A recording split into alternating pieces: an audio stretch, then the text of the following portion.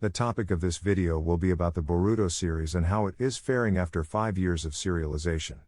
A lot of people who watch Boruto are either new fans to the Naruto series, or returning fans from the previous Naruto series. I'm one of the latter ones, who grew up while the original manga and anime was airing, but I didn't start watching regularly until Shippuden. What drew me to Naruto originally was that, unlike other stories, where the main character matters, and the world revolves around him or her, in Naruto, it seemed, the story could be picked up and told from any other character, whether it's Sai, and his Anbu background, or Konohamaru, and growing up as the grandson of the third Hokage, or Orochimaru, who is a talented prodigy, who is a victim of war and later grows up to be considered a hero, until the very thing that brought him praise and honor, which is his genius and brilliant mind, made him a worldwide villain, and so many other characters. It felt like even though we know it's Naruto's story, we can still walk in other people's shoes, and see things from their lenses. And likewise with the Boruto series, where, even though Boruto is the main character,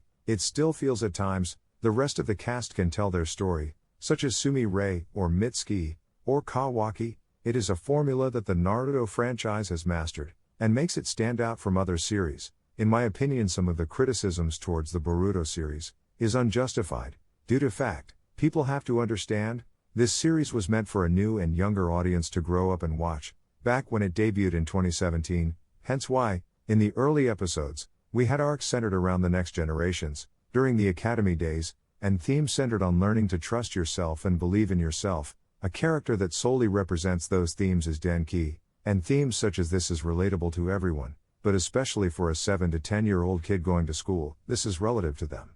Another point is that fans from the original series look at the Boruto series with rose-tinted glasses, because the characters they love or see themselves in are grown up and no longer are relevant to the main plot. The story doesn't revolve around Naruto and Sasuke and friends, but now the story is set on the next generations, and how they will overcome their trial and tribulations, while leaning on and learning from the previous generations. That's why Kakashi plays such a big role, in that, every successive generation often surpasses the previous one, because the next in line often learn or take the steps made from the previous group, and add on to what has already been built.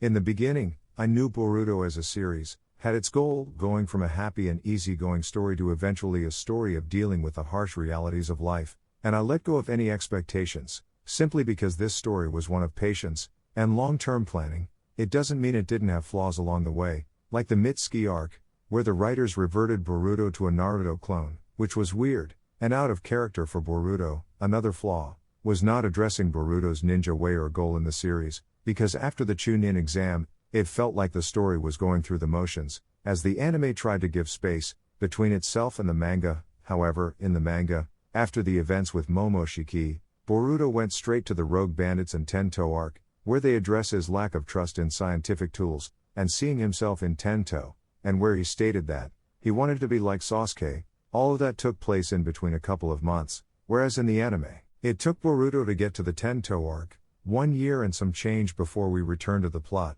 but by then, some of the stuff in the manga was redundant, because Boruto already went through character development and his redemption arc, for example, not being selfish or putting others over himself, but what he hadn't done was in that 1 year and 9 months, state his goal or what his driving motivation was, which hindered him in the long run, because with Kawaki now, his goal and mission is very clear and concise, which is centered on Naruto, and added on to Kawaki's dominant personality. One can easily think Kawaki is the main character, whereas Boruto comes across as introverted and doesn't really let people into his inner world, which is odd for a main character. For example, recently, Boruto, alongside his father and teacher, Sasuke, and Kawaki, went up against Ishiki, and to sum up in a few words, Ishiki's gone, Naruto lost Kurama, Sasuke lost his Rinnegan, Kawaki got rid of karma, and Momoshiki took control over Boruto, and went after his teacher and Kawaki. Later on, after they returned to the village, Boruto is going through signs of being depressed about what took place. He stopped going to the places he liked, and would not go to sleep during the night, in fear of getting taken over by Momoshiki. Instead of exploring this theme, what the writing staff did is have his close friends, Mitsuki and Sarada, be around him, and later his father having a chat with him, and to top it off, a bottle of pills from Amado that will seemingly address Boruto issues, and magically it all worked, and we soon entered immediately after all this, the second Chunin exam arc, and nothing was mentioned of those issues nor brought up again. Kawaki as a character is one that has been done plenty of times before, an emotional child who has a lot of issues to work through and has gone through hell and back, but a child deserving of love and care. But an issue that stands out is how to address a dominant character like Kawaki and a more introverted main character like Boruto that doesn't really let you know what's going on in his head, and unlike Sasuke, doesn't have an axe to grind or someone to aim for, either to surpass or to kill.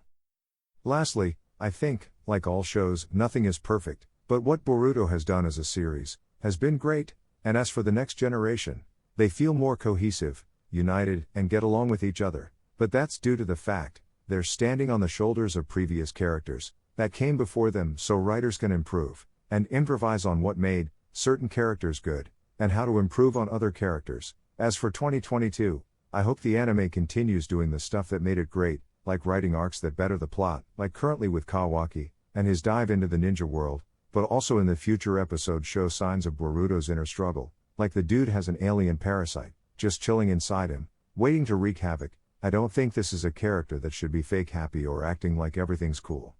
My favorite character in the series is Boruto, due to the fact of some of things I mentioned, but also his potential. I believe the Jugo arc was a foreshadow for Boruto's struggle, which we can see in the manga, and the fact Jugo is the template of all curse mark users, since his curse mark is the original and grants him immense power, but at the cost of his peace of mind and sanity. The issue though is the Jugo arc was back in March 2019, and Boruto's struggle with karma and Momoshiki's possession is just now being discussed, hence why I stated earlier, this is a story of patience and long-term planning.